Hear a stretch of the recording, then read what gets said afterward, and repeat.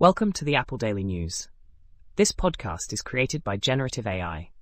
Today is November 24th, 2024, and we have some exciting updates from the world of Apple technology and beyond. As always, links to all stories can be found in the episode notes. Let's kick things off with a nostalgic trip back to the 1980s. The GitHub repository StewBC Time Pilot is bringing back the classic arcade game Time Pilot, originally developed by Konami in 1982.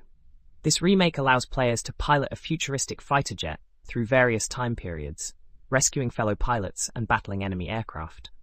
The game is available on multiple platforms, including Apple IIgs, Windows, Linux, macOS, and Commander X16. The Apple IIgs version, which began development in 2021, has seen significant advancements in user interface, game flow, and enemy AI. After a brief hiatus, the developer resumed work in late 2023, translating the original assembly code into C, which enhanced the game's performance and features. The Apple IIgs version stands out as the most polished, thanks to various enhancements and optimizations. This project is a delightful blend of nostalgia and modern programming, appealing to both retro gaming enthusiasts and new players. Now, let's shift gears to some exciting news from Apple. The tech giant has announced the release of Final Cut Pro 11, a major update to its renowned video editing software. This update introduces AI masking tools, including the innovative magnetic mask feature, which simplifies the process of isolating subjects from backgrounds.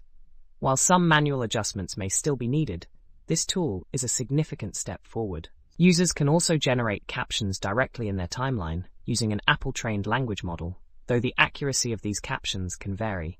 The update is free for existing users and priced at $299 for newcomers.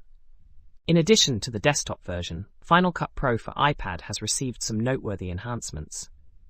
These include an AI tool for improving light and color, as well as new keyboard shortcuts to streamline workflow. The Final Cut Camera app now supports capturing HEVC files in Apple Log format, which helps reduce storage needs during filming. Despite these improvements, some users are still hoping for features like text-based editing and custom LUTs to further enhance their editing experience. While these updates are promising, they may not fully meet all user expectations compared to competitors like Adobe Premiere and DaVinci Resolve. However, the introduction of these features could potentially draw new users to Final Cut Pro. That's all for today's episode of the Apple Daily News. We hope you enjoyed these updates from the world of Apple and beyond. Don't forget to check the episode notes for links to all the stories we've covered. Join us again tomorrow for more exciting news and insights.